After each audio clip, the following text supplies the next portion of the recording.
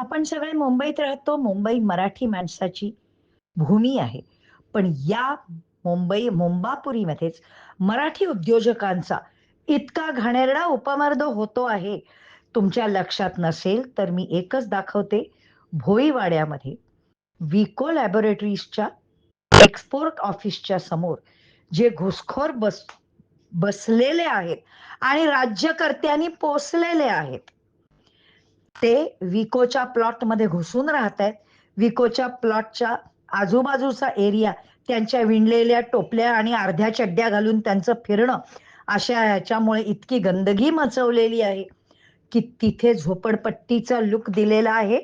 जी company सरकारला 1 करोडपेक्षा जास्त tax देते, त्याच्या बाहेरच्या भागामध्ये बीएमसीनी लक्ष न दिल्यामुळे आणि राज्यकर्त्यांनी पोसल्यामुळे असा माहोल झालेला आहे.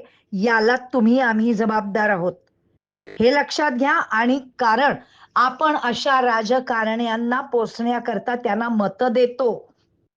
विचार करा. जे आत्ता विकोच्या बाबतीत घडलंय ते उद्या तुमच्या आमच्याही बाबतीत घडू शकतं. उद्या तुमच्या घरामध्ये जर का अशा प्रकारची टोपल्या विणणारी लोक येऊन घुसली आणि राहायला लागली आणि ह्या राजकारण्यांनी त्यांना पाठीशी घातलं, तर तुम्हाला चालणार आहे का?